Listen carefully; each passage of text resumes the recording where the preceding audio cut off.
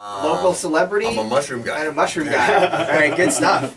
He is here to tell us all about his fungal jungle tours and general expeditions around the world, etc. We're excited. We're totally stoked. Talk about foraging. Yeah. Good I know. stuff. Our foraging part of the show has kind of been neglected, so we're pretty excited to have you on the We've show. neglected the forage. We have. We've been doing a lot of farming talk. Yeah, a lot of issues. Farm and talk. A lot of just Yeah. nonsense. Yeah, I grew up in the Midwest. I know about that farm and talk. Oh, yeah? Where are you from? Decatur, Illinois. Oh, right on. I Yep, was yep. living in Chicago before coming out here. No kidding. Born in Kansas, raised in Pittsburgh, lived in Chicago, and on my way here. Flatlands, it's nice to have a horizon. Anyhow, Ricketts McFly here to my left, DJ Garlic, and to his left, Larry Evans. All right. Rock it out. Larry, what do you want your DJ name to be while we're on the topic? Let's see. Shroom Guru. DJ That's a Shroom good one. Guru. Or just Shroom Guru. Whatever you I like. could have the lilt, whatever lilt you want, but Yeah. good I stuff. know. What do you guys think? Work it out. Work it out. Talk it out amongst yourselves. On the air with Shroom Guru. I like that. Yeah. Good stuff. If you have any questions for us as we're going, 243-6226. We'll do our best to accommodate you and any requests that you have. Tell us a little bit about Fungal Jungle, Larry. Well, Or we're Shroom. you can check out the Fungal Jungle website and see a bunch of stuff that we have, but we've got mushrooms, like 400 or 500 different species of mushrooms identified from around western Montana. My co-director, Tim Wheeler, is going to be putting a bunch more really high-quality photos on in the next coming days, and so Awesome. we're hoping people will go and check that out. He's compiled huge stacks of fungal photos of lichens and different species around here. So with the new technology we've got on the website, we're putting up a lot better and more photos. So Yeah, I've noticed the website's changed quite a bit in the past year or so. had to change the vessel. Yeah, it really had the looks great. old format stuff, and it was a painful rebirthing process. Kind of like the immortal Medusa that eats itself and regenerates a whole new being. A website had to eat its own tail until it turned into a new thing. It looks really good. It's like, I kind of cruised around on it for a while last night and the night before, and it's got quite a bit of information on it. It's a hoot. Yeah, we've got there's been a lot of activity. Taking people over to the Bolivian Amazon and visiting. We took an expedition to Manu in Peru as well, and just recently I got back from an expedition down in the Yasuni National Park. And Yasuni is the area in Ecuador where people, the Ecuadorian government basically offered petroleum leases to the people for non-development as well as to the petroleum companies. And not only did the people, shuck out $10 million and buy all these leases to protect the whole Yasuni basin, they also came in over budget, and so they're helping to develop tourism and other aspects in the area. Nice. So That is a lot better than I thought that story was going to do. Yeah, I know. I thought it was Yeah. I good. got a little upset preemptively. Scary, huh? No, but it's a good idea. Hopefully it's something that will take off. And I was just with Ryan Kalaki down there doing a study for this Yale 360 program, and it's a biodiversity study of all the different types of organisms down there. I went down there with a reptile, an amphibian person, a mammologist, ornithologists, a couple ornithologists, people who are specialists in butterflies, trees, myself, and fungi, and each of us collected a number of species in the hundreds. Yeah, I would like imagine. 400 species of butterfly. Wow. It's pretty phenomenal. Yeah, some of the pictures you were showing me from, I think it was from that trip, are pretty phenomenal. What is the mushroom called that pretty much, it almost looks like something out of an alien movie? Where it like takes over. There's so many! It takes over like an ant's brain. The cordyceps. The cordyceps. The zombifying ant. It's something type out of a mushroom. horror movie. There are hundreds of different types of cordyceps that attack insects. In fact, 75% of all disease in cold-blooded organisms like frogs and mollusks and insects, all those cold-blooded beings, 75% of their disease is caused by fungus. Wow. Whereas the hot-bloodeds, us and the birds, and other mammals, of course, less than 3% of our diseases I'm glad are I'm warm-blooded. caused by fungus, you know. Yeah. So you don't have to worry about, probably don't have to worry about a cordyceps coming out the back of your head, but it doesn't hurt to check once in a while. Yeah. Just to make sure. Mwah, mwah, mwah. They're pretty scary pictures. You're saying that it'll actually get in there and sort of take over the brain a little bit? Go look up cordyceps. You'll see all kinds of like thoroughly disturbing stuff. If you have six-legged friends, you'll twitch. Yeah. Yeah. They're the ones that I think I've seen the snails or the slugs that they make their antennae pulsate. That's some parasite, anyways. Huh. Maybe it's a fungus, but I Could thought be, it was a could be. parasite. Yeah, mushrooms are notorious for hijacking the neurological systems of insects, and they actually cause the ant to climb up Yeah. to a certain elevation, and then with its dying action to bite its mandibles into the substrate as hard as possible, and therefore secure the fungus a good anchor to root. Nice. That is wild. Yeah, all very, survival oriented. I mean, these relationships have been going on for millions of years. I mean, when a contaminated ant comes back I to thought the Earth was only 6,000 years old. whoa, who told you that, man? That's interesting. I've heard a lot of myths. That's the creationists. I've heard a lot of Sorry, interesting if myths in my travels, and that's interesting too. I should probably steer clear of that one. But Yeah. So you have a bunch more of these mushroom trips coming up that people can actually go on, sign up for. Yeah. So what's up with that?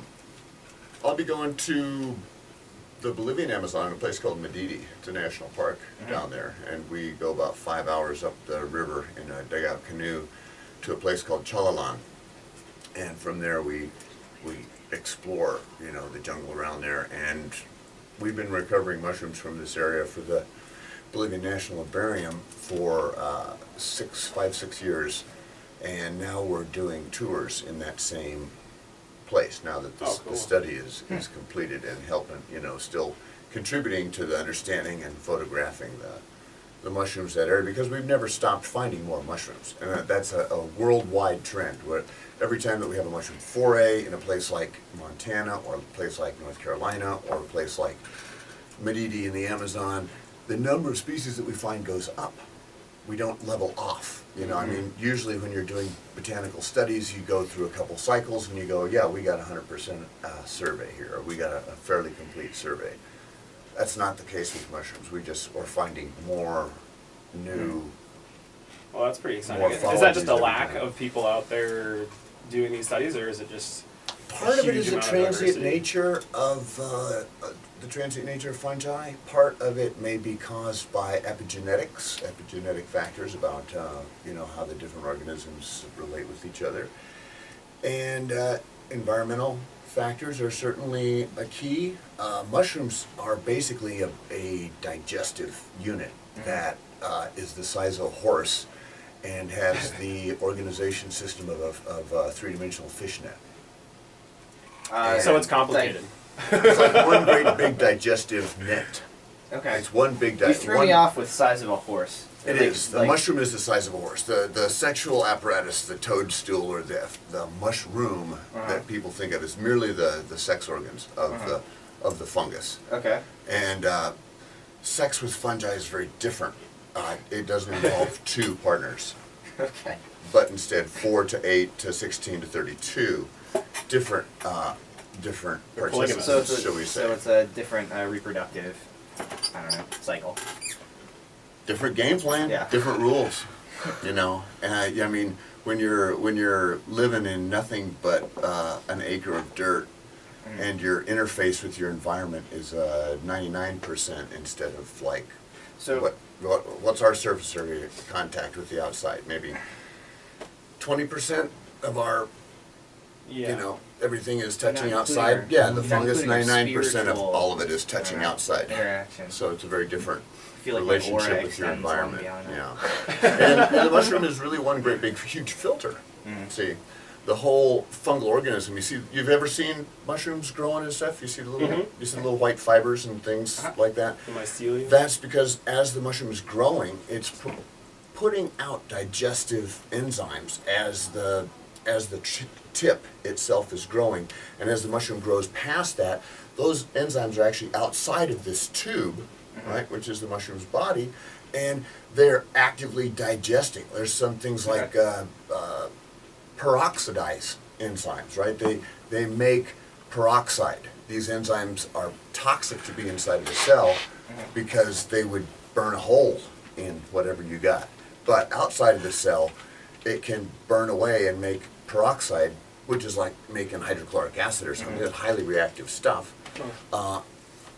next to the cell. And as that peroxidase breaks everything down, osmotic pressure will pull the nutrients across the cell membrane, the cell wall of the mushroom, that little tube you see. And that tube, again, is like a filter. That's why it's white. It's bleached by the peroxide. Oh, okay. Huh. So okay. It's not a pigment or anything. It's Yeah. bleached. So Yeah. Roots or Shroom Guru, bear with me here. Bearing. So I'm relatively new to the Missoula area. I've been here about a year and a half, and when I came in town, everybody talks about the fungal jungle tours, but nobody really ever gives the full scope of like how large your organization is. And I hear that you're going, overseas or south. However, Yeah, go down you to South America. Yeah. Now this Down Ecuador trip, Yeah. I love the title. It's like mushrooms, chocolate, Mushrooms, monkeys, and chocolate. monkeys, yeah. and chocolate. Yeah. So you said that we are giving tours down there. Do you have people there year round? Like, how large is your organization? I guess how many strong? I have friends, of course. It sounds so clandestine. It's the size of a I have horse. friends. Yeah, the size of a horse. Yeah, the organism itself is much larger than you think. Actually, I think that the number of people that are really fascinated with fungi, it's there's a number of people who really connect on this level. Like you guys are talking about a foraging community. It's the same type of thing. There's a mushrooming community. Now, in terms of membership, hey everybody, dang nabbit, it's harder to get members on a mushroom website than it is Are you to a herd nonprofit? cats into a Are you a into nonprofit? chimney.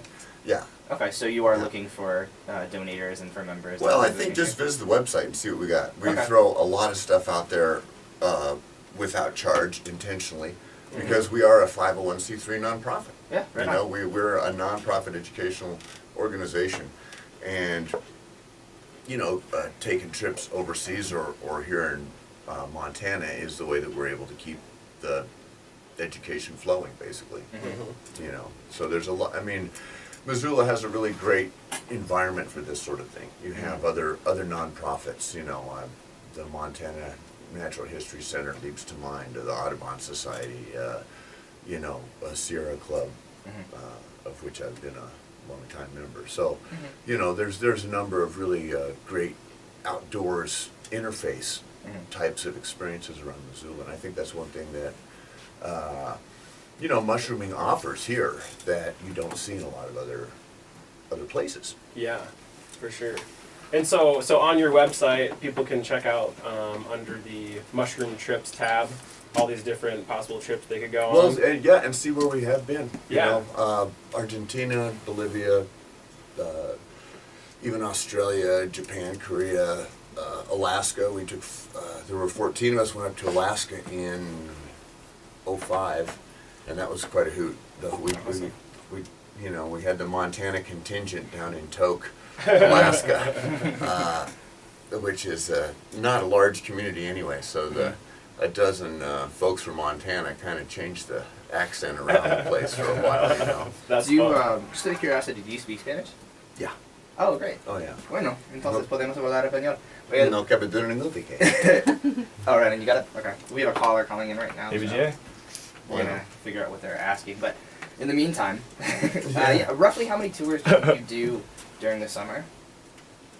I don't usually do a lot. All right, well, I'll definitely ask you. What was your name? Often I do Chad, all right, some thanks, man. commercial morel picking Uh-huh. in the summertime around Montana. Okay. And of course,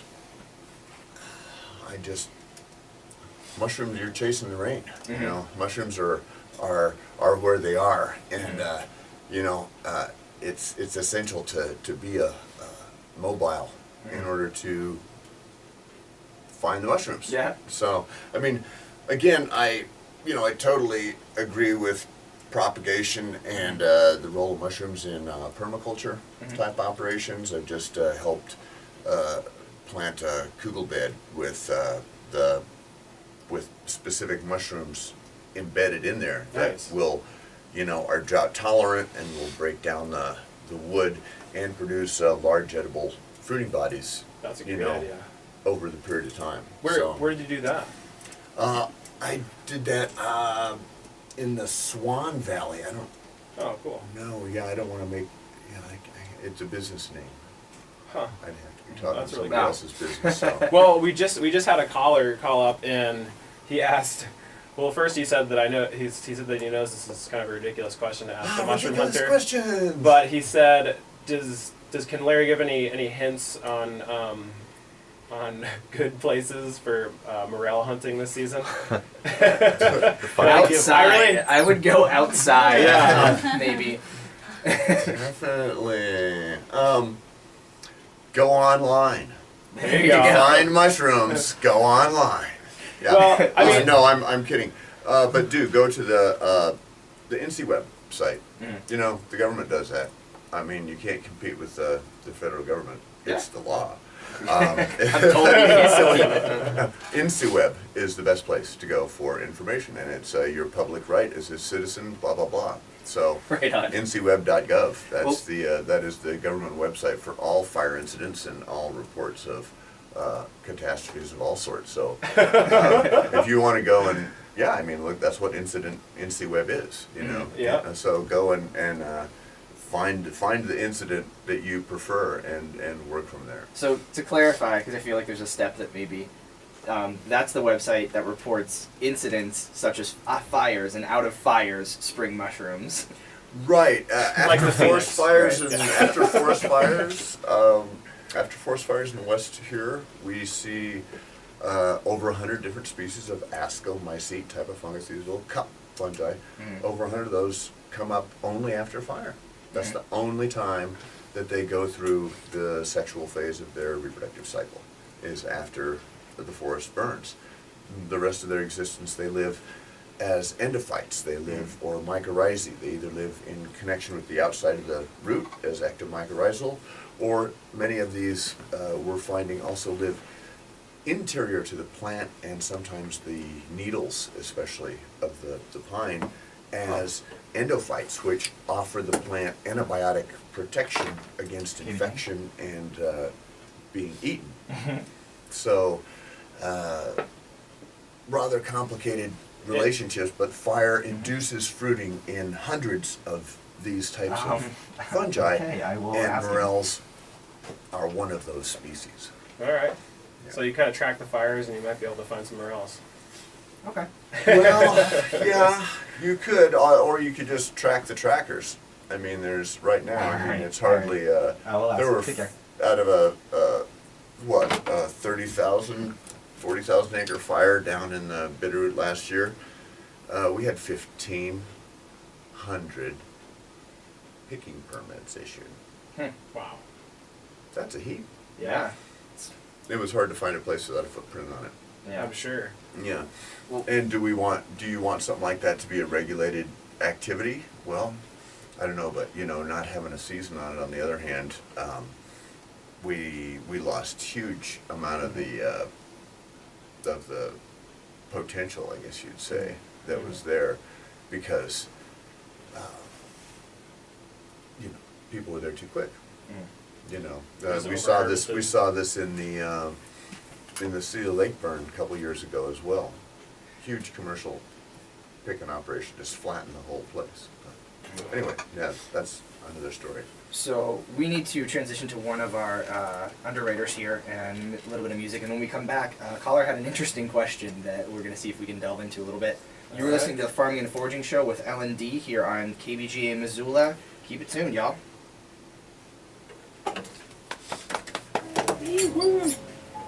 Sounded great. Let's see if Yeah, there's any it's questions. tough. You get me started, I do go on. Feel free to reel me in, dude. Because Sorry about that. we It's all have connected, and I don't know when your deadline Yeah. is, so. Oh yeah, no. Sam, what are you worries. talking about? we have a few underwriters and stuff that we have to play Christmas throughout. might Oh, not sure. even happen Bear this with year, me here as we Tim. go. So a caller called in wanting to know about watermelon snow. Can you eat it? If you eat it, will you trip? How much will be detrimental to you? And I don't really know how much we could actually answer, but Only answer that I've got from watermelon snow is it will make you sick. I've never. Yeah. It smells lovely, but. well, I It mean, smells lovely. Oh yeah. getting high is effectively getting sick on purpose. It's corrupting your systems to release different chemicals. Sure, yeah. You know? I mean, if that's cool, I it's guess. kind of like eating red, you know. Yeah. Would you eat yellow snow? Or red snow. Yeah, I mean, you know, there's a. And you know, then there's the purple fleas. The snow fleas is another cool thing. Oh, I don't know The about that. purple snow fleas serve as food. Fungus actually trap these snow fleas in little sticky traps and eat them. Whoa. And what's the high alpine red snow? Is that some sort of cyanobacteria or something? The high. It's like a high alpine thing you'll see. It'll be like these red splotches. I think it's some sort of bacterial bloom. We have I can't algae. remember. Or no, I guess it's algae. I guess it's a red algae. Yeah, we have That makes algae. sense. Yeah. Yeah. That would make sense, yeah. No, we have a lot of algae blooms after snow, and we have some pretty unusual, it's pretty unusual, but the regularity of the snow cycle here has allowed an entire ecosystem to develop along melting snowbanks. If you look on the website, or, Watermelon snow, that's what it is, tells you. Watermelon snow is that red algae that comes up on snow. Oh, is that what they're talking about? Yeah. Oh, Yeah. okay. It's an I never algae. heard it called watermelon snow. It smells like watermelon. Yeah, It And does. it's pink.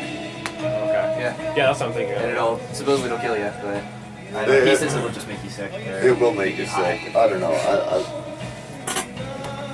Getting high, I mean, I mean, if you hold Probably better things. Listen, seriously, you hold your breath, you can get really high just holding your breath, right? So just sit there and Even a vitamin hyperventilate C. and hold your breath and go sit in the corner and be quiet for a while. Come back later. That's Yeah, that sounds like we'll a, tell them about sounds that. like a babysitting technique to me. Come on. Get high. Time out. That's a little myth you tell people. I'm gonna get high. Oh, You know, okay. get you really So high. now go sit in the corner and be quiet. You'll get high. Yeah. Oh, okay. You know, get you super high. Hey, that was another dirty trick. Johnny. What's going on here? Go to sleep. Go to sleep. You'll be flying all over the place. Clean your It's room. crazy. I think high is just a myth. Yeah. Can you say that on air? High is just a myth. Getting high I like is a that. myth. I mean, I think the whole Generate idea of knowledge. high is like something the babysitter made up to make you be quiet. Don't do that, you'll get high. Oh, okay. Don't go play quietly in your room. You'll get high. Okay. Alright, did you want to take a drink of your tea while they Yeah, I do actually. Good thought. Can I take another nibble on that? Oh yeah, knock yourself out. Well, don't knock yourself out. Get yourself really high. Yeah. My immune system's getting so high right now. You have 4 viewers on the Can I give this to, mainstream side. Oh, cool. That no one is asking any Oh. questions of. Well, There's Josh, something playing on YouTube. Yeah, what do you play on YouTube? Oh, sorry. Josh is Josh is Slotnick. Yeah. Had some bad hay fever the other day, and well, the other year actually now. But I gave him a Time. slug of the gray sheet, and he started chewing. It's like he felt better. Like I've had people in the farmers market want to give them a little bit of this to sample or chew on, and they'll walk down. You know, this happened more than once. Somebody would take a bite with a sniffle, right, with hay fever type of thing, and when they're down, they walk around again. The next time they'd walk around, they go, okay, hey, give me a bag of that stuff. I want to get some. Breathe, I can breathe and stuff. You know? Yeah, I've So- been dealing with the sinus thing for like a week now. Tell me anything. I'm tired. How are you doing?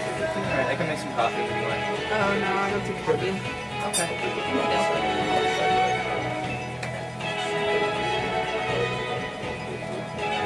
I would love to talk about this.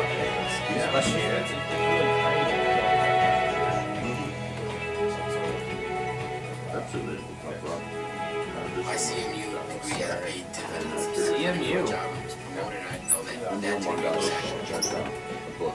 I like seeing And it. there's a doctor who go over this what's that what's going on over there. But you know, Radio is a proud supporter of the Sustainable Business Council's Think Local Challenge. Starting Saturday, November 24th, local businesses will be distributing raffle codes that can be used to enter into an online raffle on sustainablebusinesscouncil.org. This challenge will end Friday, December 21st, and drawing will be made every Friday. More information and a list of businesses can be found online at sustainablebusinesscouncil.org. We started growing mushrooms and Waco. it was, we process our food waste at the food zoo Oh yeah, good. with this SOMAT machine. DJ Rainbow Madness started playing this No, but on my Jeff way in was today. I got in a little Yeah, bit it's late, pretty cool. I mean, and he didn't grinds finish off playing and it. dehydrates So I'm gonna play it now. Comes out like a sterile- You're welcome, Missoula. Keep it tuned. Comes out, it heats up to like 180 degrees or something. Like steam. Pulls out all moisture. And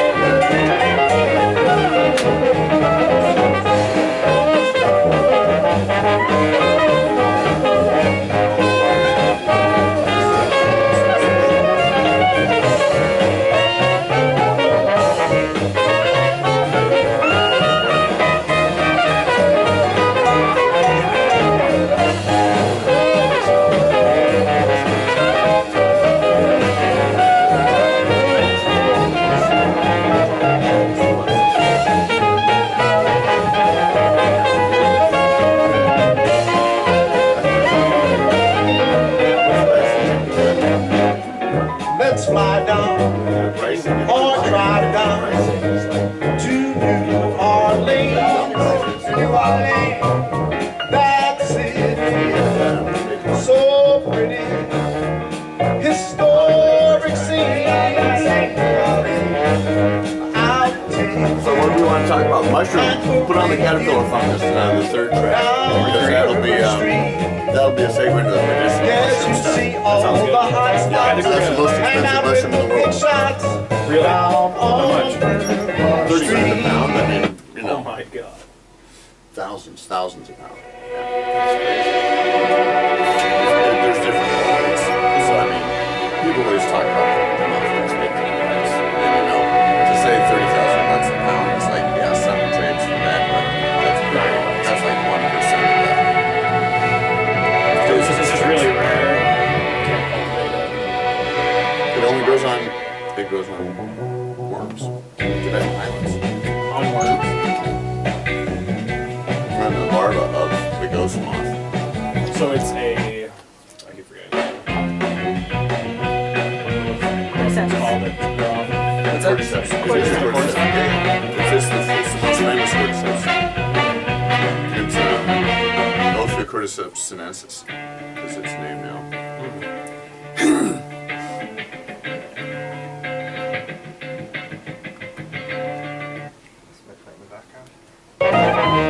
You just love the New Orleans too. New Orleans is pretty awesome. Woogie woogie. Yeah, I remember one time I was sat on the floor. Are you seeking a roommate? Do you have an event coming up? Montana Kaiman UM student-run newspaper offers display classified ads for sale at an affordable price. The Kaiman runs 2 every Friday and is distributed campus-wide into local businesses. Advertising with the Kaiman offers a way to communicate directly with students and the public at large. Call the Kaiman business office at 243-6541 for more information.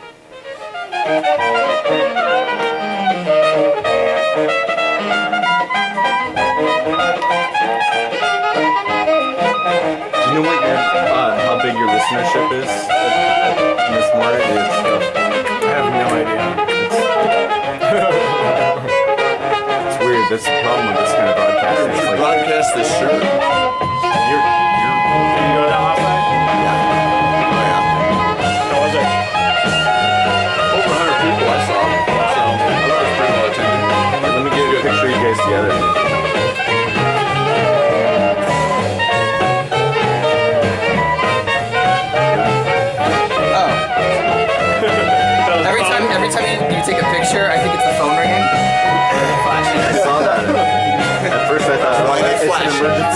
Yeah, the thing's going off. You're like, oh no! Strobe light. It's a nuclear raid. Oh no, we're live. Yeah. Oh no, we've been live.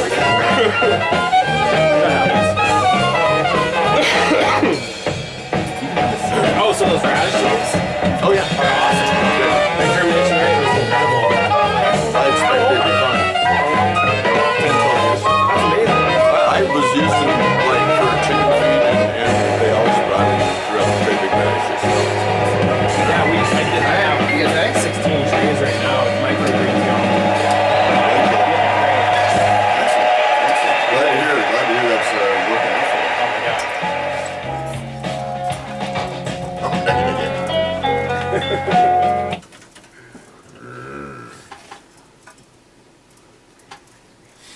Oh, Missoula, how I long for you when you're gone. We are back. During the break, we heard just now Preservation Hall Jazz Band doing Bourbon Street Parade. That song moved me so much. David was doing the truffle shuffle. Well, I saw a little bit of truffle shuffle. There was going no on. shirt up, like I wasn't like Yeah, wiggling my jelly, if you will. unfortunately. But just the same. But, prior to that, we heard Devachka and a bunch of other great hits. If you are wondering what you've been hearing today outside of the conversation or in the background, what have you, you can always go to spinachrun.com and look at the KBGA section. That'll be listed on the left. If you pick our radio station, you'll see it. Or you can go to kbga.org and see what's been played so far. How are you all doing today, fellas? Super. Excellent. So, as I mentioned before the break, we did have a caller that had a question regarding watermelon snow. For those of you who are unfamiliar with watermelon snow, watermelon snow.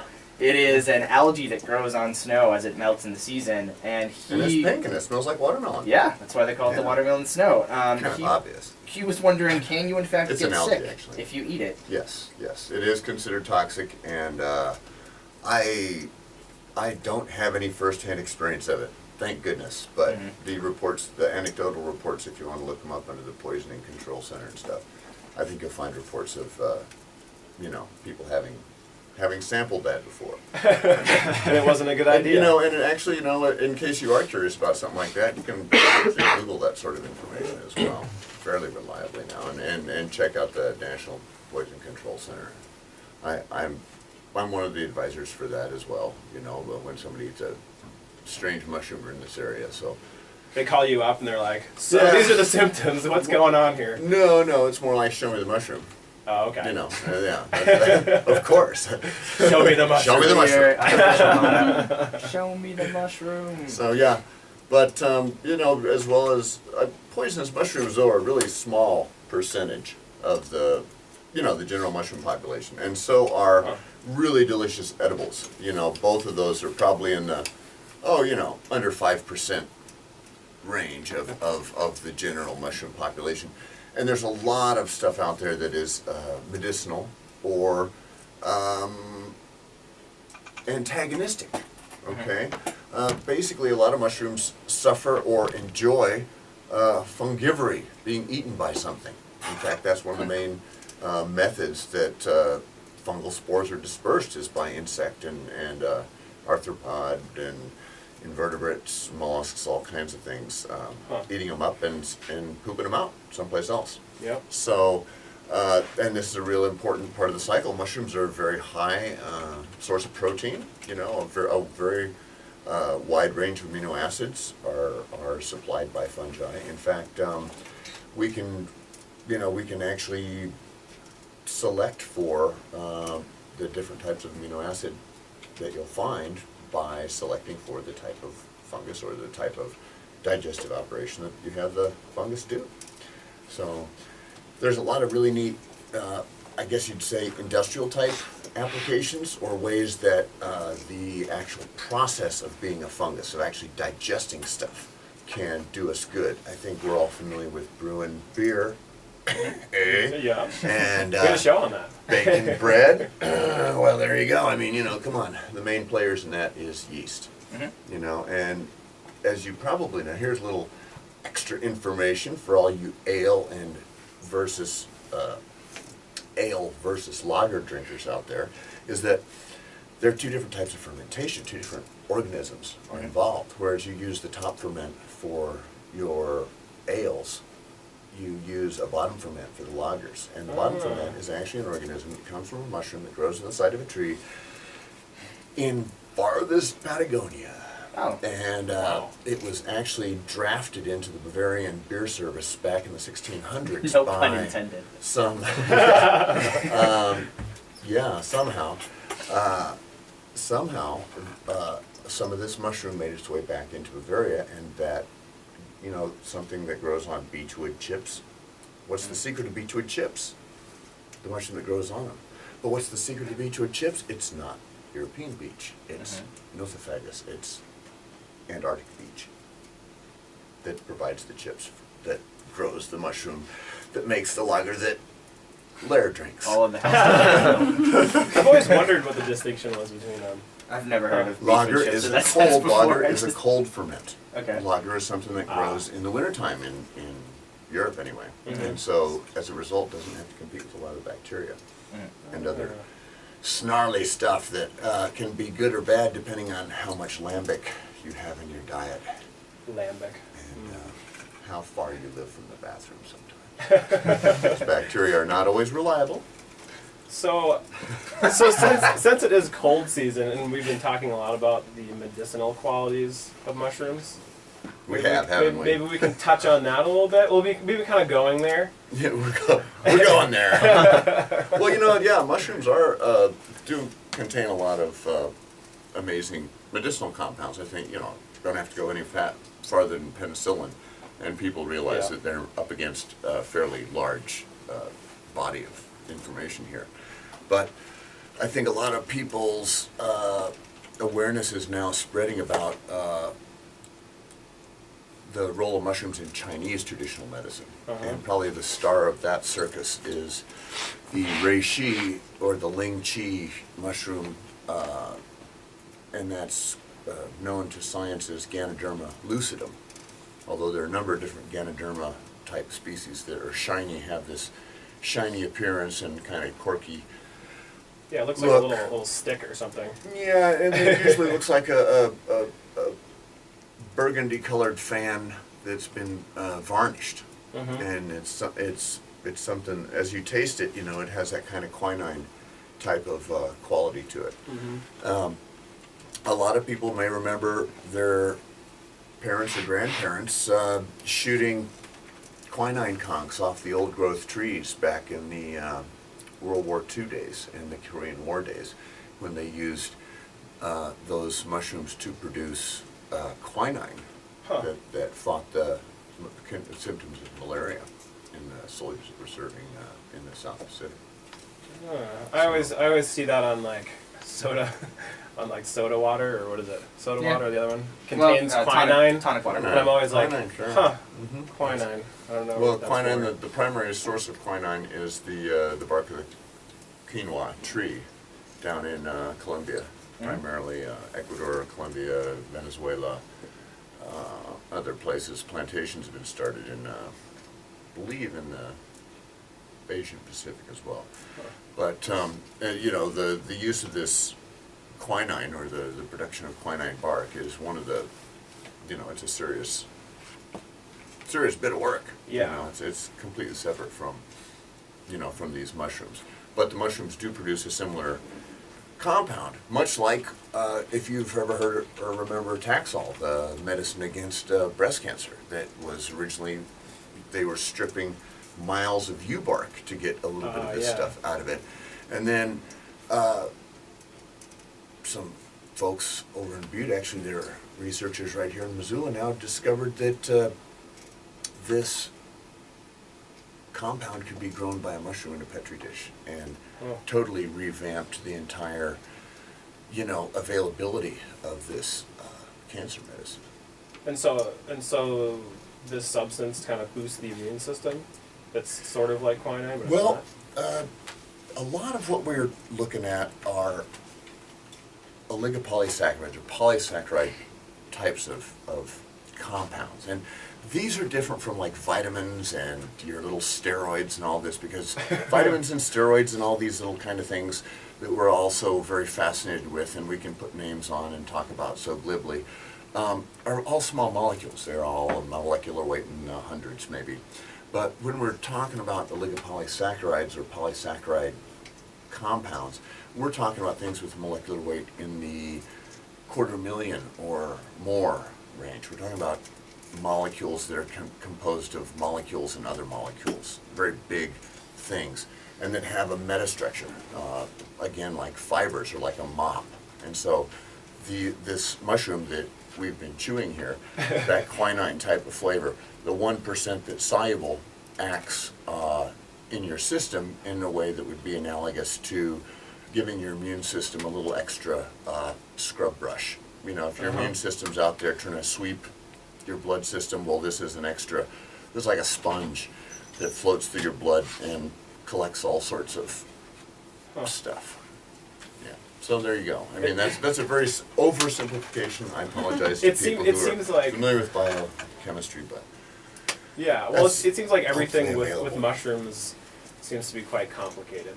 Is what I'm getting. That's well, kind you of know, the we're theme. dealing with a different world. We're dealing with a different universe. The parameters are different. You know, you're living in a system of fluid. You're living in an environment of a couple micrometers between the particles of soil.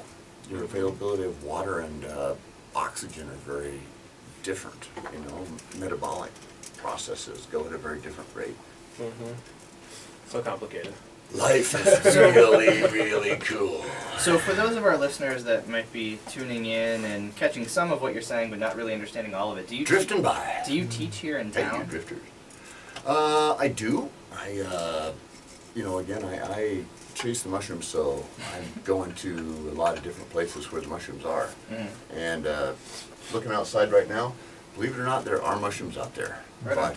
But there's not many, and they're not hanging around much. This is actually a really good season for truffles. If you've ever heard of truffles, want to find out more about truffles, of course, you can check out the Fungal Jungle website. But we got a whole pages dedicated to truffles in western Montana. These are the same reputedly aphrodisiac fungi that you know grow underground in association with tree roots, especially oak and filbert nuts for the French varieties. And around here, these stinky little nuggets attract squirrels. You know, where they provide like 85% of the diet of your small mammals, some squirrel populations and stuff like this. A very significant source of food, protein for these guys. People go, there's so many truffles, why don't we see any? Well, you don't live there. The squirrel lives there. He's waiting for those, you know. And you know, they're what? They're the size of a walnut or a golf ball. And you go out in the woods, you'll see little divots in amongst the pine trees where the rhizopogon are being eaten by squirrels, or in amongst the subalpine firs and pines where you'll find, maybe, or with the alders, maybe you'll find some alpobas. I mean, there's, again, you go to the website, you'll see that we've got like 20, 30 different kinds of, you know, truffle species have been turned up here in Montana. You said they're As late as- 85% of the squirrel's diet. I don't want to take food out of the cute little squirrel now. Well, there you go. See, now I'm glad there's people like you out there who are defending squirrels' rights. Well, evil people like me advocate doing horrible things to squirrels and to their food. Well, on a serious note, though, it is something that we should probably talk Come about. on, dogs, you're on my side, right? It is something that we should probably talk about is sustainable foraging. Can you speak to that a little bit? Or you can make dog sounds. I mean, that's fine too. Sustainable foraging. I think that I have, you know, again, I feel very strongly about this issue, and I've addressed it at great length. I invite people to check out the Tao of Collecting Yeah, I on read the both of Fungal those. Jungle website. And that will give you a kind of an insight into not only the way to forage, but the way to make sure that your foraging activity doesn't interrupt other natural cycles that you really are dependent on if you're a forager. You know, if I'm a truffle hunter, I'm much more dependent on the health of the squirrel population than somebody else. Me and the spotted owl are the most concerned with the squirrel population, saying that I'm a truffle hunter, okay? Because that ecological balance is something that is very difficult to sustain. And one of the main problems in forest policy today, at the risk of becoming political, is that we don't have any accounting system for non-timber forest products. And this ranges to all kinds of medicinal plants and wild mushroom harvest. It's very much an on the spot at the moment type of enforcement opportunity that's often treated, I would say, in a haphazard fashion. A lot of money is suddenly available in terms of a natural resource, and how that various administrative bodies utilize that circumstance has proved to be irregular. Yeah, okay. I can see it being difficult to try and account for all the different parts of the ecosystem. Has there been like steps in trying to put that more into policy, or trying to? Yeah, we've been trying since the 80s, man. Yeah. Yeah, when all your non-timber forest product budget goes into and comes out of the timber budget. Yeah. I've heard tell from some of the people at the farmers markets over the over the season that there've been problems with people that just sort of get excited about all of the money you can make from morels, and then go out looking and then stumble upon their, I don't know, plot or the place where they have been sustainably foraging for a while and just like clear it out. And, I don't know. Have you ever run into any altercations with people in the field? Well, you have to realize that you're on public land. Yeah. I mean, it's not a situation where anyone enjoys any particular advantage beyond the use of their arms and legs to get there. So, yeah, I mean, in terms of illegal access, that's a completely different, in terms of motorized access and things like this, that, that's a completely different aspect of law enforcement, but that certainly happens with all kinds of people in burn zones, because burn zones are highly erosive areas, and driving an ATV is and should be completely prohibited there. And yet, some people choose to ignore the law in these cases, and they're usually dealt with, not by mushroom pickers, of course, but Yeah. Of course. by not. law enforcement. Yeah, I thought I read a couple of the write-ups you had about sort of mushroom picking ethics and things. And I thought it was interesting. One of them was talking about, which I guess is kind of a conundrum, is how when somebody keeps going back to the same spot year after year after year, they really get to know it, see kind of the fluctuation and the yield they're getting off of it, and can sort of, I guess manage is kind of a bad way to put it, but sort of manage it in a way so that they aren't taking too much, and you get a better idea of what that spot can provide. And so it's kind of tough when somebody does roll in their first or second time finding morels, and they're like, oh my gosh, and just clear the whole thing out and don't really take all those steps that are appropriate. Well, it's a lot of it is again, propagating the mushrooms is really one of the best things that you can do as a mushroom picker, and discouraging, development of habitat. We just lost one of the best chanterelle spots in western Montana to a short-sighted and not reviewed timber management practice that didn't even result in a positive cash flow for the state, and yet it removed the trees from a chanterelle patch that was putting out probably $4,000 or $5,000 worth of chanterelles every year. Jeez. And we had no appeal process. There was no way to use the value of the mushrooms from there as a bargaining tool Yeah. in terms of the management practice. So I mean, this sort of thing exists because there is a lack of policy regarding non-timber forest products. And so, that if you look at, we look north to BC, because the British Columbians have really done a tremendous job of utilizing and exploiting, shall we say, their non-timber forest products industries Yeah. in terms of maximizing the benefit to rural communities and helping people who live out in the woods make a decent living. Yeah. And not overutilize or stress a resource. I mean, something like matsutake mushrooms goes, selling for a couple of years ago, selling for $100+ a pound, and this so far exceeds the value of any sort Board of feet. board feet that you can extract from Yeah. an area. I used to say, give me 4 years matsutake harvest, and I'll buy the darn timber. And it's true. I mean, the numbers are there, and the BC government, as well as the non-timber forest products people, have done a number of economic studies that shows the value of these non-timber forest products. Well, at least it's kind of inspiring to see that there is an example out there that's working that can hopefully kind of push things that way. Mm-hmm. And when you're saying when mushroom hunters propagate, were you kind of speaking to like using a basket that's going to be spreading spores and actually like taking mushrooms and sort of spreading spores around like in an area where you know they'll do well? There are a lot of mushroom species that you can propagate in your garden environment, or in hardwood chips, or around the area, and I love to encourage that sort of thing. I'd be happy to give a cultivation seminar with people who were interested in something like that through the Western Montana Mycological Association.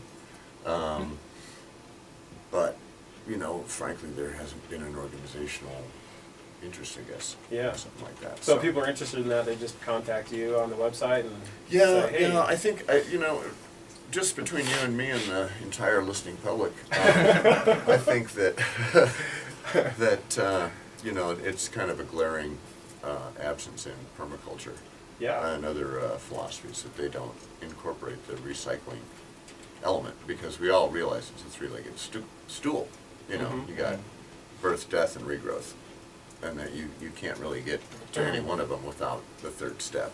Yeah, but I think it's a really cool way to think about growing your garden, and then usually people just throw the stuff right into the compost pile, but a lot of those things they could use as a medium to grow mushrooms, which break it down. Well, yeah, further. or your wood chip path, growing mushrooms out of your wood chip path as well. Yeah. All this kind of stuff. There's and again, a lot of cultures incorporate this. We don't have to innovate. We don't have to do cutting edge stuff. We just need to look at what the Germans have been doing, what the Russians have been doing, what the French have been doing for a century or two. Yeah.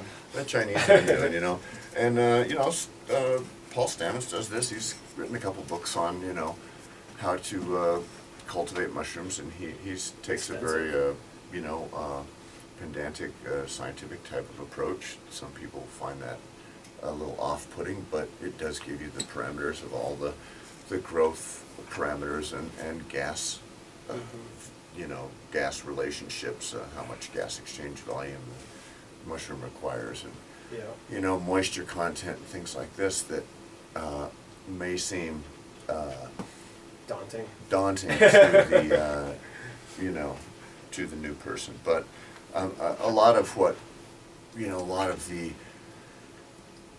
science, shall we say, or a lot of the understanding that has come from mushrooms has come from growing them in petri dishes in labs, and you have to realize that we're kind of limited by the portal that we chose to use to examine this world.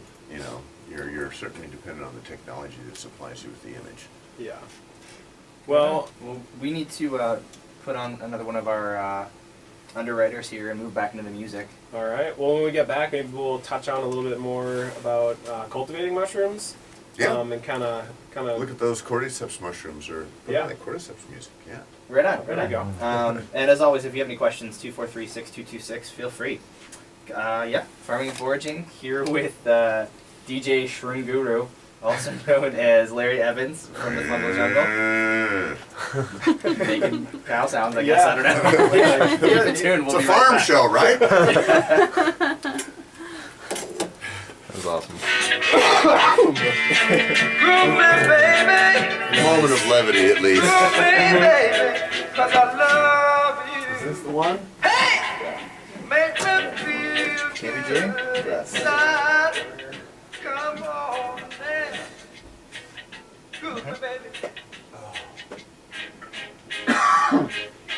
Yeah, I don't think I've had to say anything naughty yet. Well, I'll tell you what. Hold on. Let me let you talk to Larry directly.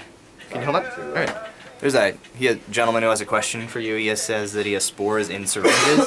Questions? Yes. Hello, this is Larry. I can't hear you. Oh, hello, yes, okay, little bit of a lag there. KBGA is supported by House of Wax. Audio production company. Good, glad you like it. Spoken word and music. Yep. Contact information and a growing archive of locally recorded music can be found at houseofwax.com. But you really enjoy the night. Spores and distilled water will keep pretty much indefinitely, man. It's just a spore, yeah. How are you guys? Well, I wouldn't say that it certainly doesn't hurt.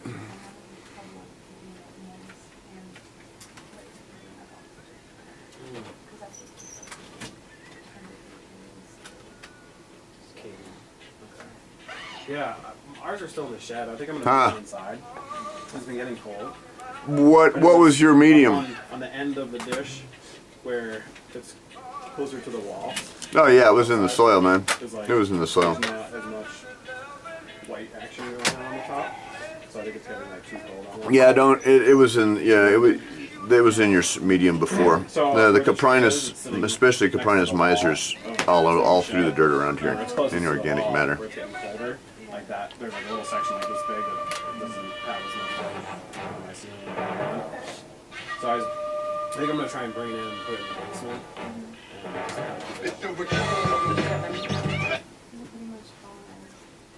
Yeah, both of the media that you're talking about are pretty dirty. You know, mushrooms in general, seeds tend to be like an electrostatic magnet for spores, and so they're loaded with trichoderma spores. So, you know, using any whole brand type of thing carries that, you know, you've got a built-in load of contaminants that you're riding on in the medium. I wonder if there's a good mushroom that does well with the hydrogen besides psilocybin. I thought about that when I was messing The common problem, people put too much water on mushrooms. I don't know where that comes from. No, but there you go. It's our perception that they need more water, and they really don't.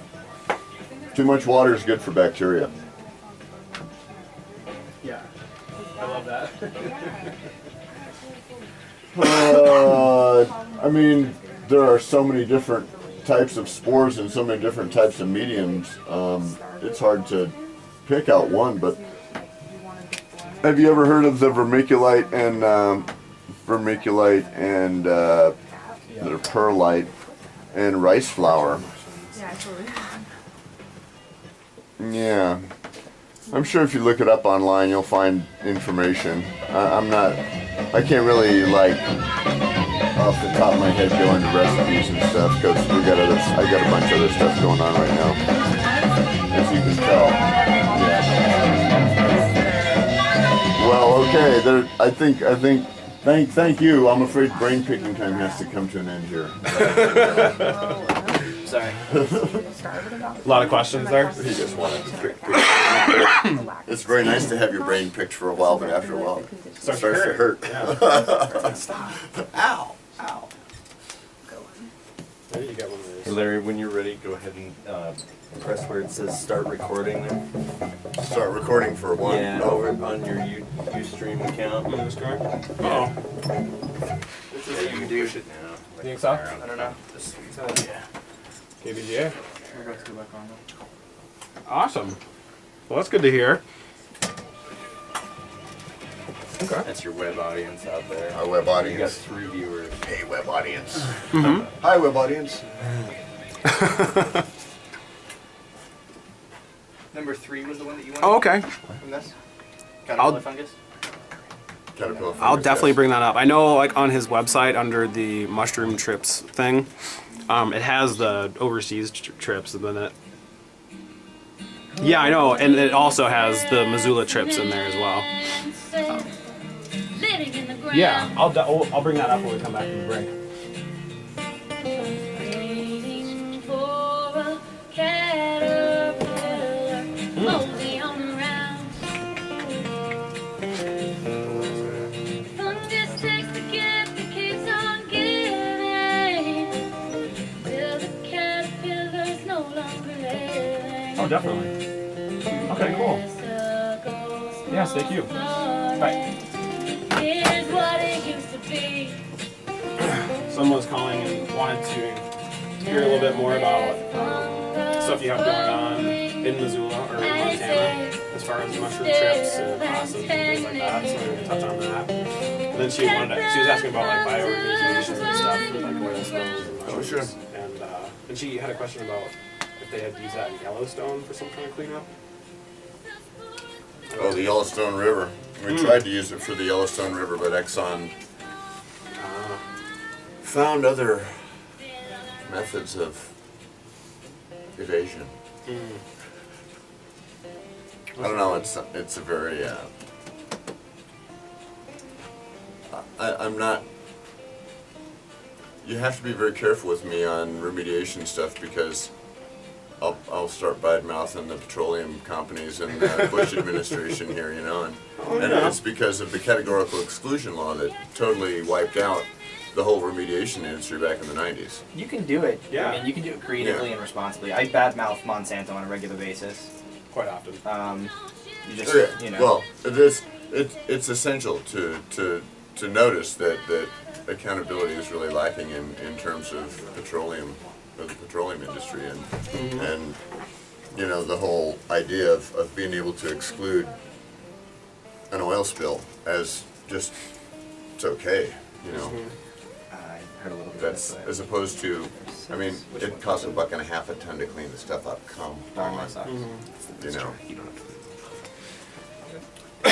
What do you think the pushback is to use mushrooms? I mean, just because it doesn't Oh, have there's enough no money? pushback to using mushrooms. There's pushbacks for accountability.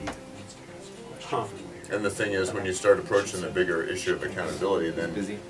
you've Just happened turned when I was busy. turned over a rather large rock.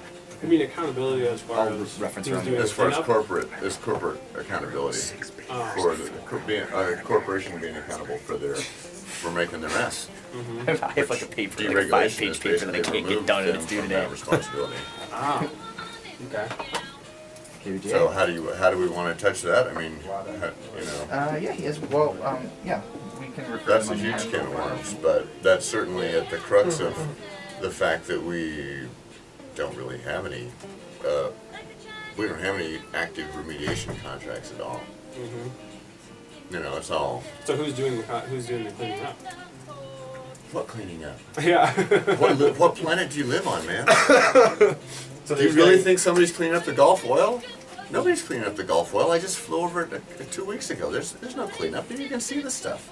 Okay. What would you talk about this? I mean, people From live in a Carla from fantasy Champaign. world. They want to believe everything's better. Take care. You know, that's fine with me, but, you know, just, Carla from Champaign has a question for you. yeah. She wants to know if, in her area, is there any value to getting the dried mushrooms or the mushrooms from the grocery store? In her area? Yeah, in Champaign, Illinois.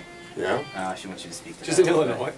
Yeah. Where she can get them, or should she get them? Oh, I the think she dried. was saying like, should you like, What's should she better, even bother dried or- getting like dried mushrooms, or should she spring for the ones in the grocery store that are fresh? No. Depends on the variety, right? Yeah, I Sure. know. Your Right? butt- It seems your very butt- your broad. butt I think mu- she wanted your to butt talk to you mushroom. directly, but you'd already had like 10 minutes of conversation. Yeah. At any rate, we're gonna come back on here in a second. Carla from Champaign, Illinois, then. Pardon me? Carla from Champaign, Illinois. Yeah. Should we get I the thought dried she said- mushrooms? Yeah, I would say get the, yeah, sure. I'll address that. Okay. There's a lot of dried mushrooms out there. Diggy. Doing great there. Good, thank you. Hello, Missoula. We are back. Farming and Foraging with L&D. Ricketts McFly here. To my left, DJ Garlic. And to his left, mushroom guru, Larry Evans, is in the studio with us today. Answering all your mushroom Was that a yak? queries. Just prior to coming on, we were listening to Fungal Boogeyman with Caterpillar Fungus in order to transition us into the next point.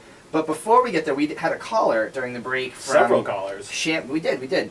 But I'm going to reference the one from Champaign, Okay. Illinois. She had a question for you about the value of grocery store mushrooms in Illinois versus dried mushrooms, and if you can speak to that a little bit. Well, I don't know offhand what dried mushrooms you've got there, but I would say that the number of different types of mushrooms that you can get in dried is a real advantage, especially when you start thinking about the medicinal mushrooms that people are, using now to clean up their help stimulate their immune system, keep their immune system rolling, and try and get rid of some of the poisons and things that we accumulate, over the time. Now, I would say that the grocery store mushroom probably contributes a bit towards that sort of overall health, but especially your other species of mushroom, shiitake, is really shown a lot of health benefits. And in a really fascinating experiment recently, we found out that shiitake, if you just take even a dried shiitake mushroom and put it in the sun for 40 minutes, its vitamin D content increases by 40 times. Wow. So, I mean, all mushrooms are a source of vitamin D in the oils and fats that they contain. But it's a very small amount of the mushroom. And yet, because again, just like vitamin D is photoreactive, you go out and catch the sun and you get some vitamin D, the same thing happens with mushrooms. So you set the mushrooms in the sun, even if they're dried, and the vitamin D gets charged, basically, and activated for your nutritional benefit. Yeah. So I totally, yes, I would totally say, Carla, go and get as many different sorts of mushrooms as you can. Don't put all your eggs in one mushroom. So in the past, and I'm not sure if Carla was hearkening to this as well, but in the past I've really sort of fought with myself on whether I wanted to get dried mushrooms or fresh mushrooms because I don't really know how to rehydrate them that well, or even if, I don't know, the idea of rehydrating it isn't going to be as good as the fresh variety. Well, we do taste tests. You can see again, we got dozens of taste tests that we do on the website, and one of them was profiling morel mushrooms. We've done that several times. Back when they cultivated morel mushrooms and they did a test market, they brought it out here, and we got some sampled morels to taste next to like real morels, and it was very clear cut. There really was not a comparison. It was like eating cardboard or eating a morel mushroom. I mean, it was very, they had a very serious problem being able to capture the aroma and the texture of the wild product. And I think that we notice when we dry a mushroom, for example, 8 pounds of wet morels turns into about 1 pound of dried morels. And when we rehydrate those, and there's a number of ways we can do this, but I'll just say in general, you get maybe 4 pounds when you rehydrate them. They simply don't have the water retention capacity that they had in the fresh form. So literally, you've got twice the flavor in the same amount of volume. Are you losing nutrients in any way by the dehydrating process? Well, you're losing some spores. I mean, as they dry, the spores you can just see the spores rising off like a cloud off the mushrooms on the screen. And that's kind of cool. But, no. I mean, first everything that's in the mushroom stays in the mushroom. And again, morels are, like many, they have about almost 4 or 5% fat by dry weight volume. What about some of the other varieties that you see? Because it's every now and then I see dried morels in the store, but I really sort of gravitate towards other kinds, like dried shiitake. Cheaper ones. Yeah. Good call. But yeah, like they're dried shiitakes they're and things of pricey that for nature, sure. and oyster mushrooms and things like that. Do you Oyster find that- mushrooms are really good. It's especially for vegetarian type folk. Oyster mushrooms contain all 9 essential amino acids that you need for your healthy metabolism. You know, so I would say that eating oyster mushroom every day, that's a good, you know, protein source for a vegetarian person, especially somebody who's getting soy protein or other sources of protein that are not don't have a good or a complete balance of amino acids, I should say. So what about a dried oyster mushroom versus a rehydrated oyster mushroom? The advantage, I would say, in purchasing dried mushrooms is that generally you can find, because they are a stable product and they last longer, they tend to be discounted, you know, and so you'll probably get a little bit more bang for your buck with dried mushrooms, but you know, that's really generalizations. As we know in the world of mushrooms, generalizations are very dangerous. All generalizations are bad. Wait a minute. All right. Avoid cliches like the plague. Stop, don't hurry. Well, so we had another caller, and she wanted to know, well, first you wanted to know a little bit more about things going on in Montana. Ah, the Montana situation. Yes, the Montana mushroom trips. Right now, it's pretty wintry, and most people don't do that. But I know that we'll be. Tim Wheeler, I think, is going to be doing a thing up in Condon at the Swan Valley Resource Center up in March. Is usually when we do that one. We'll have other things posted on the website as they come up, but right now we're not looking at anything in December, January. Okay. You know, although in the past we have had, you know, mushroom truffle dinners and stuff like that. I know it's always been kind of fun, but it's kind of a jam-packed holiday season, so we'll probably work on more activities than that. So come in the spring, there's quite a bit lined up, because I know under the mushroom trips deal, you know, you have all your Bolivia and Ecuador trips, but then under that, it's like there's a ton of Montana mushroom things going on. It looks like. Absolutely, Like all yeah. spring. The WMMA has always had a lot of activities, and you know, I guess part of the if as an organization we've had a real difficult transition from being a typewriter newsletter type of organization to being a on the web resource indexing type of organization, and I think that hasn't been a painless process by any stretch of the imagination, But we have made some sort of transition. Now hopefully we'll be able to get in better touch with our membership than we had before, because we spent most of our time repairing the vessel of late. Yes. And now that we have a vessel, it's much easier to communicate with people in the different ways that we need to do. Because we always provide the WMO always provides free mushroom identification of anything that you got. Again, it's a proactive thing against mushroom poisoning. Hey, actually, somebody this fall did send me in a mushroom picture. Go, hey, this looks really good. I should eat this, huh? And I wrote back, no, don't eat it. You know, because he found one of the green parasols, one of the ones that would. And this was a guy down in, I don't know, Texas or something.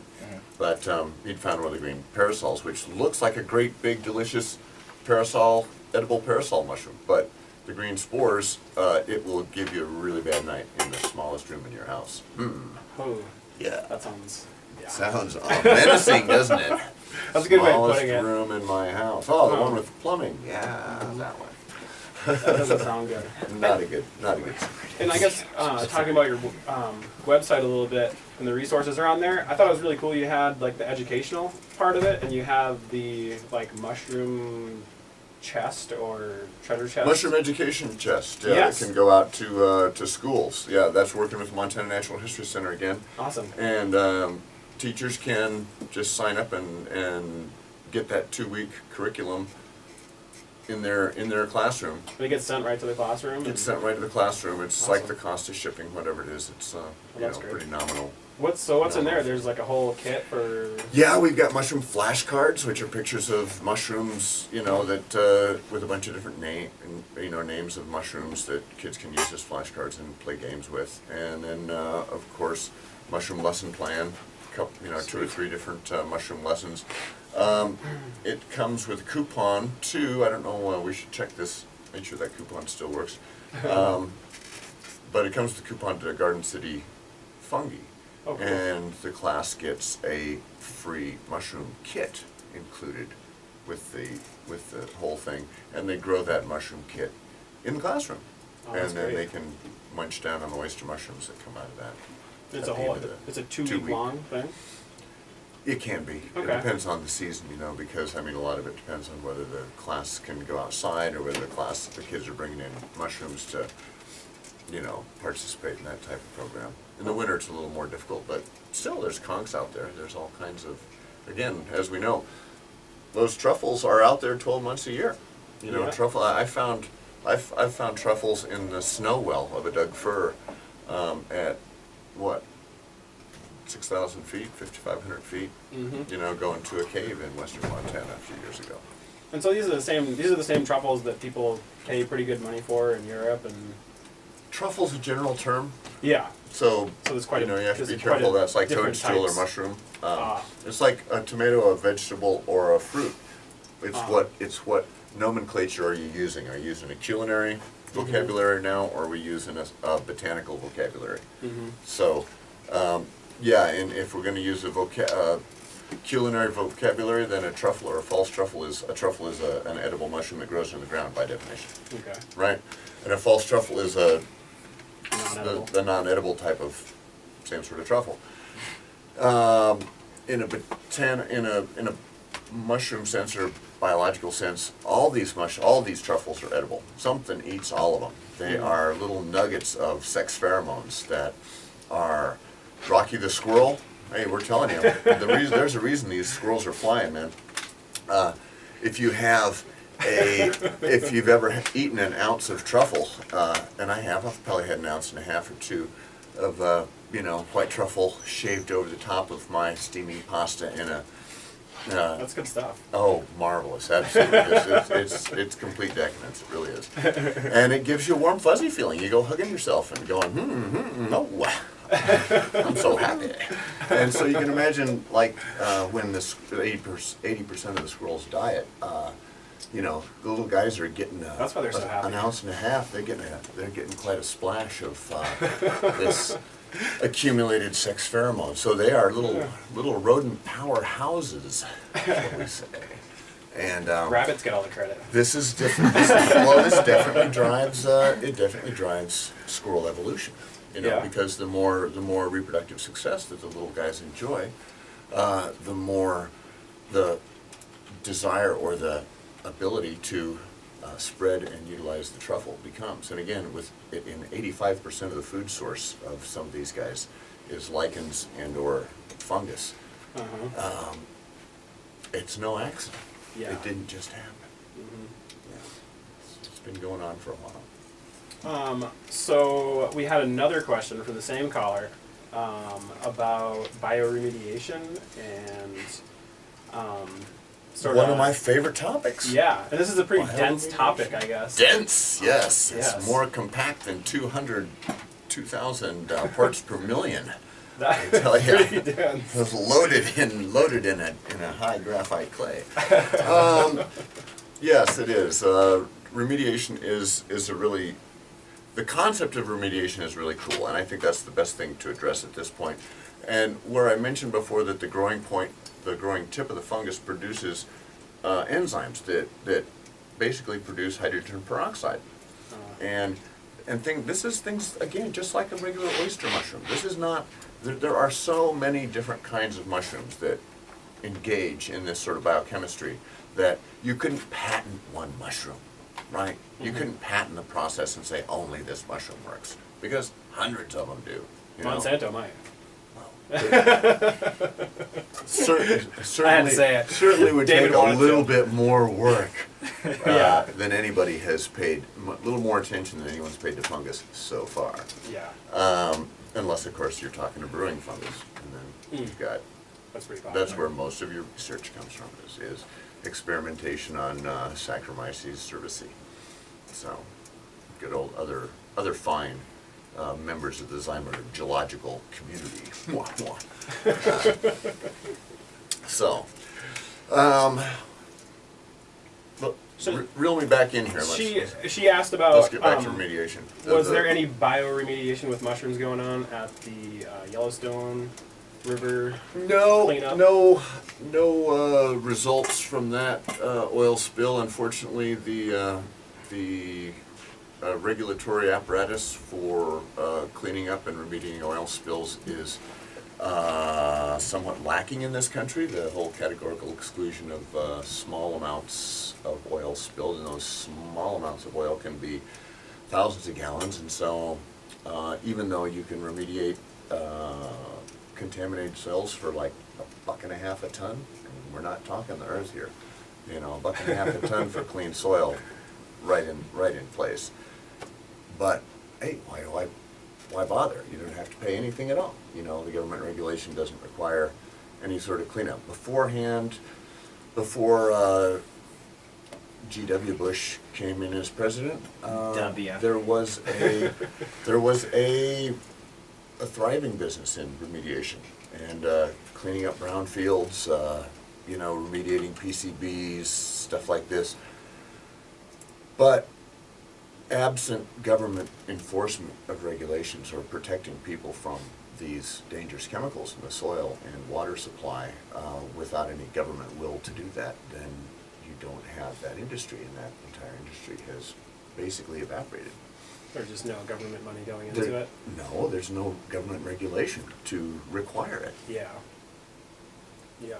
That's all there is, and it's not the case in the rest of the world. It's certainly worse in places like Romania and the Niger Delta, where you've got tens of thousands of hectares of petroleum spills and stuff that are going unaddressed.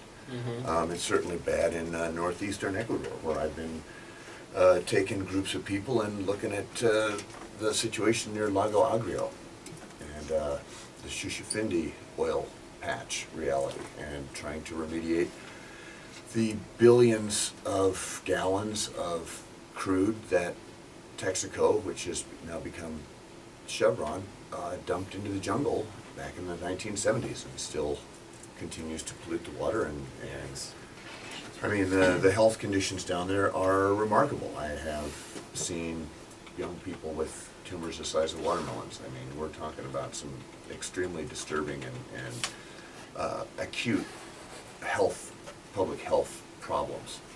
So we've got, these types of contaminations can be totally addressed with using mushrooms as water and soil remediating agents, I guess you'd say. Yeah. And what I think is interesting, I've heard that, so you can use like oyster mushrooms to clean up oil, and then you can actually still eat the mushrooms? Well, sure. I mean, the whole digestive process is happening outside the fungus. Yeah. So the mushroom's fine.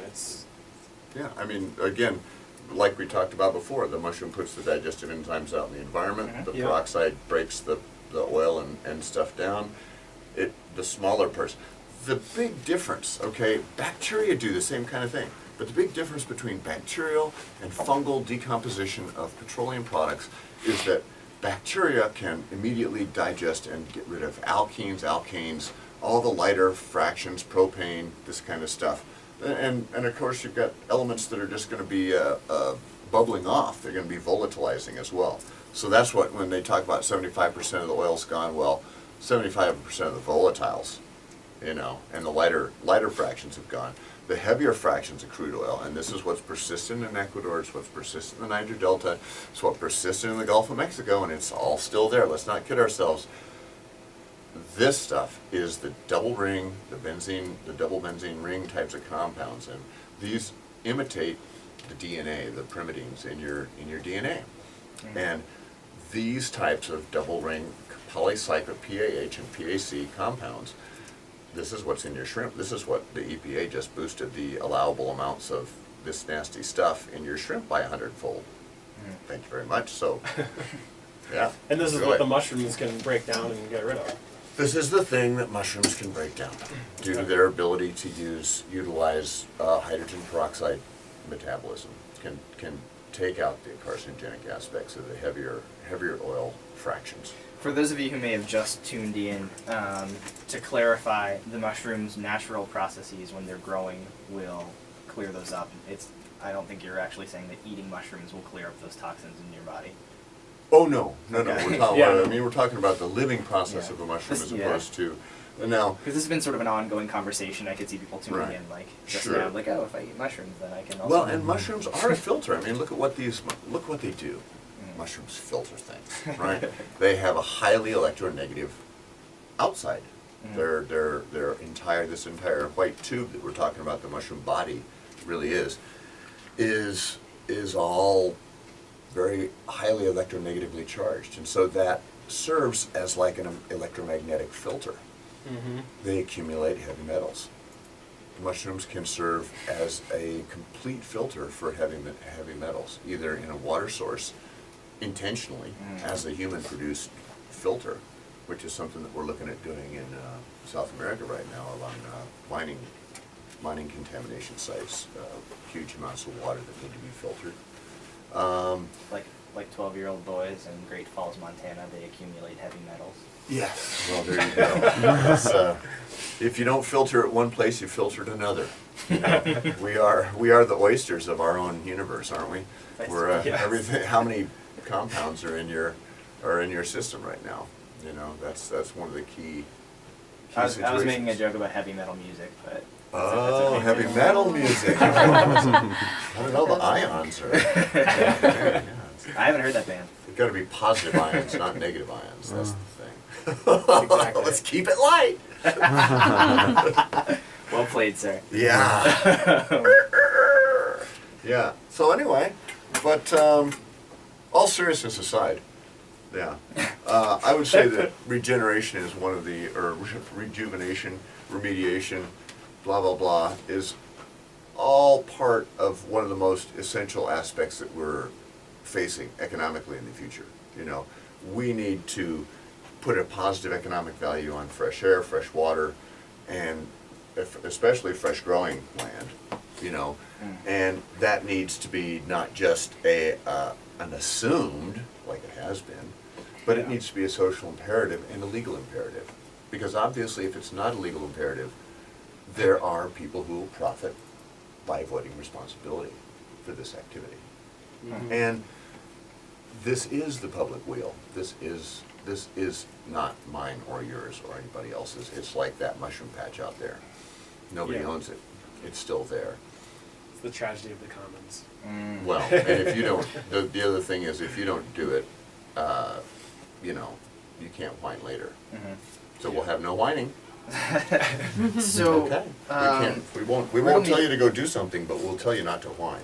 So riddle me this, or well, it's not really a riddle, but do you now, or have you in the past? This is a very formal question. Do you now, or have you in the past attempted at growing mushrooms on a commercial scale, even a small commercial scale? Oh yeah, Yeah? sure. Yeah, I've grown lots of. There are lots of mushrooms growing out there. Yeah, and there are many different ways to grow mushrooms. I think one of the most interesting stereotypes about mushrooms that I encounter is that they need to be inside in a sterile place. People say, "Oh, we need to go and get a mushroom facility. We need to go. We need to lay foundation. We need to build heaters, the roof, the walls." You know, it's like, excuse me. Have you asked the mushroom about this? The last time I checked, they were growing in this pile of dirt over here. They really didn't need a heated building with temperature control. So I don't talk to mushrooms anymore. Not since yeah. People have accused me of thinking like a mushroom, but you know, you are what you eat. So Fair enough. You are the mushroom guy. yeah. So, do you think it systematically would help, or on a policy level, would help to create official government incentives, like through Department of Agriculture, et cetera, and what's the word that I'm looking for? Subsidies to help. Everybody's got to eat their mushrooms. Do you think it would help to create, even on a state level, subsidies to help mushroom growers, I guess? Well, you know, the commercial mushroom producers do their best with education programs already, so that certainly exists in the very basic way. But in terms of just a general social awareness, I just have to say that, you know, don't feel bad about this. You know, don't sit back and be all depressed. But Americans know a heck of a lot less about mushrooms than any of their contemporaries in other countries. Whoa! Easy, big fella. I have been told Step since away birth from the that we are microphone. number Nobody gets one in everything in the world. Yeah. Actually, you know, you go into your average Japanese supermarket. Let's just clarify. pick up Do you hate 16. freedom? Are you a hater? Well, yeah, freedom to choose. I'm all for freedom to choose mushrooms. And when you're in Japan, you can choose from 16 or 18 or maybe 20 different varieties of species even of mushrooms that are in the store. And here you go out there and you've got portobellos or creminis or button mushrooms, but they're really all the same mushroom, aren't they? Yeah. You know? It's not, just so you know, it's not that way nationally. I mean, I've lived in a it's lot true. of places where there is a lot more choice. It's And just... I noticed now that especially in Seattle and Portland, you find fresh maitake that just in the same way that you used to. Well, I was used to finding it in Asia, and you know, $3 for maitake. This is like medicine for $3. I mean, this is one of the most valuable nutritional things that you can add to your diet, and to be able to pick that stuff up fresh in the deli for a couple bucks is great. I mean, it's I guess if there's a take-home message about mushrooms and medicine and nutrition, it is that the compounds in mushrooms, the things especially that we've been talking about with the reishi, with the turkey tail, the oligopolysaccharides, is to think of them not necessarily as a medicine that cures cancer or that does something like this, because that's a different paradigm. Think of it more as mushrooms are a component of your nutrition that you're in a normal situation you would be getting these sorts of nutritional compounds. Preventative. Yeah, sort of because action. this stuff is found in the inside of tree bark. You know, you've no doubt heard of starving people. People get hungry; they're scraping the inside of the tree bark. That's a tremendous source of this highly nutritive type of polysaccharide sugar. You know, very good for your the body building blocks of your cellular metabolism. You know, so. It's really, I think, essential to realize that our modern diet fails us mostly in terms of arrogance, because we think that we have the best information about diet, when in fact we may be suffering from a little bit of myopia regarding some of the more common nutritional elements in other people's diets that are lacking in ours, and that this might be, if we're thinking of cancer maybe as a nutritional deficit disease like rickets or scurvy, wouldn't we address that very differently? Sorry, that's my DJ name, is Ricketts McFly. So. Oh, Ricketts McScurvy. I like that. Yeah, indeed. You get lots of sun. Yeah. So. Listen, we have a couple more mentions to play, and then we're going to come back on for our final thoughts. You are listening to the Farming and Foraging Show with L&D. Larry Evans is on our show today.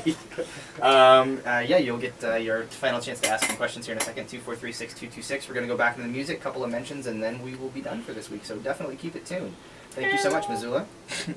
I had to put a little sound in there. Yeah, so you get a few questions from Facebook that are coming up. KBGA is supported by House of Law. Do you know this guy? Oh, yeah. Okay, because he's being funny. He's not seeing the color of the sky. Why is the sky blue? Renee Knowlton, we were in the documentary filmed back in September. And then you can speak to these. It's up to you. Why don't we address that one specifically, because I will have to deal with that. Okay. And I can tell him to visit, to go to get his. Can I tell him to go to his trailer or not? I can't do that. You can tell them that there's a trailer at a certain place. YasuniMan.com. I shouldn't say that. No, you can say that. YasuniMan.com. And then it's a 9-minute trailer. Okay. And it's going to be a National Geo. That's cool. BBC special, whatever. We'll also, we don't really know how that's all going to. We'll also put that on your Facebook. We can maybe say something about Know Your Mushrooms too. And we haven't really done anything about that. Yeah, you could talk about the movies two of them together. So I'm going to read this on the microphone here in a second. Just gonna be quiet for 1 sec.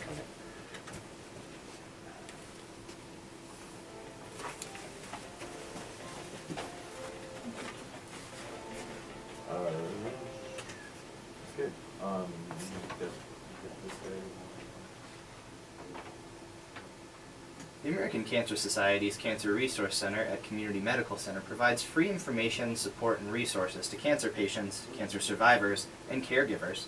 Volunteers are needed to staff the Cancer Resource Center. Volunteer qualifications include empathy, excellent listening skills, commitment, and the desire to be part of a team making a difference in the lives of those affected by cancer. Call Missoula's American Cancer Society office today at 728-1004.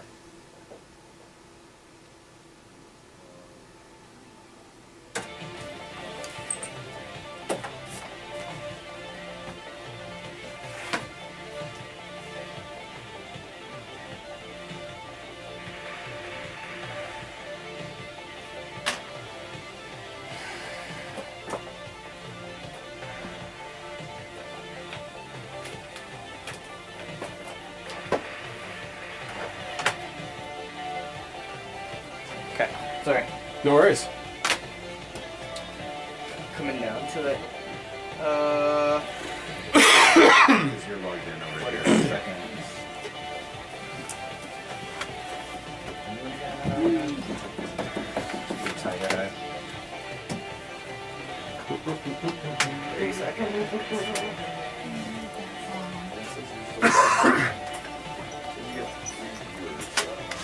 So what kind of learn what kind of things do you want We'll kind of go into the movie thing and kind of talk about that a bit, and then maybe just we'll mention the website again so people make sure they know that. I think we'll probably have KBGA. 8 minutes. Have these good sized blocks. Hey, how you doing, Yeah. Charles? Yeah, it's Much nice. better at that work with Really short. really short little blocks. It's hard to get. Well, thank you so much for calling in. It's always good to hear from you. Sound bites, I mean, I'm good at breaking sound All right, take care. Don't come across me. All right, take care. It's nice, you know, 'cause we sometimes when we have people come on, I'm like, yeah, the show's from 9 to 11, it's like 2 hours, you know. I'm like, wow, it really fills up fast, you know, and having certain music and mentions and stuff in between. All right, we're gonna come back on in about 2 minutes. On the CD. You I guys are welcome already to took keep it out. that. You guys are welcome to keep it. Thank you. Oh yeah. But yeah, that's all local people on there. That's So awesome. It's a totally Missoula creation. Can you tell him that they can pick this up on his website? I don't know if that's possible. That's a call to action. Calls to action. No, we can. We can say you can pick up at If the you're website. interested in, I mean, This just is the keep website. I mean, we can see it on the website. If you go to the website, we don't have to tell them to buy it on the website. They can see it on the website. Sure. These technicalities. Well, it's, you know, just You trying wrote to- these, right? Yeah, I wrote them all. Sure. Somebody had to. Oh, we can have drinks in here.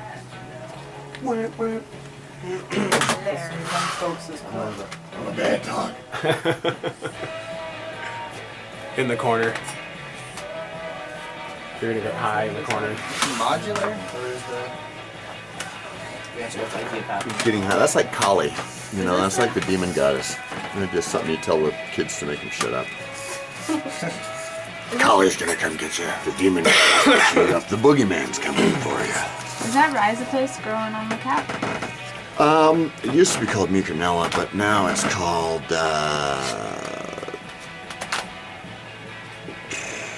Sisyphus something or other, right? Looks like the bread mold, doesn't it? It does. It looks a lot like it is. It's a simple. It is a bread. It's a water mold they call it. So we're gonna have more like 5 minutes. Okay. So we'll just kind of we'll just try mention that stuff, talk about the website, and then parting words with wisdom. Words of wisdom from Larry Evans. Eat your mushrooms. Eat your mushrooms.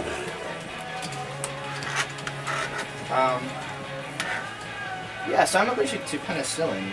Does that mean that I should avoid all bread molds? Are there other types of mushrooms that I should avoid? Or fungi, whatever that I should avoid? I'm allergic to penicillin. You know, I would say that this is probably a really good thing for people who are dealing with immune issues. Hello, we are back. That was half of an answer of a question. I made the mistake of asking Larry a question about penicillin here, right, as we had to come right back on. But we are at our last 5 minutes of the show, so I want to thank you very much, Missoula, for listening in. Larry, parting thoughts? Well, eat your mushrooms every day.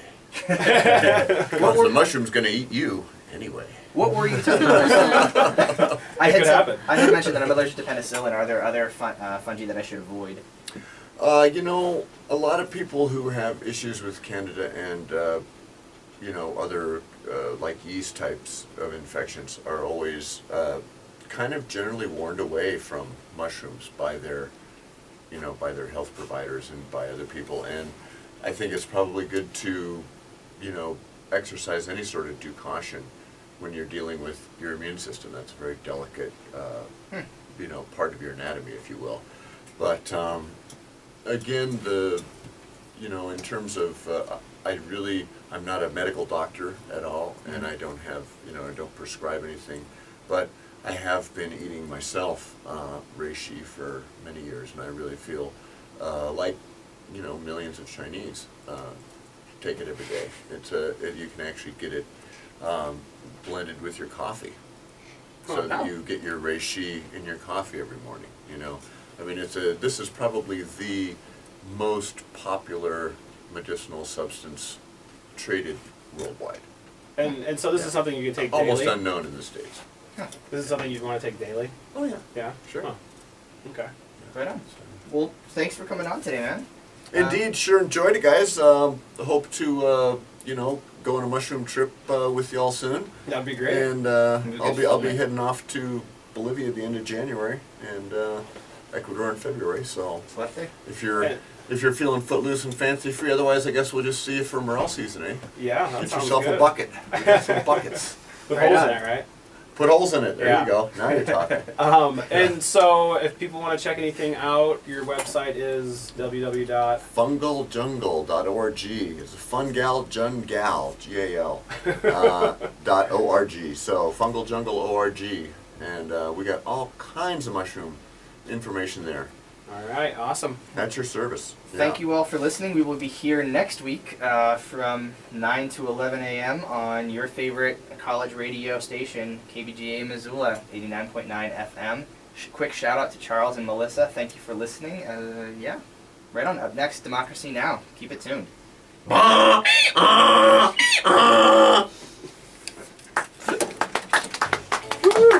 Nice show, guys. Thanks, Larry. Thanks for coming on. Thank you, That was Larry. awesome. Yeah, Thanks indeed. for meeting you finally. Good fun, yeah. I'll just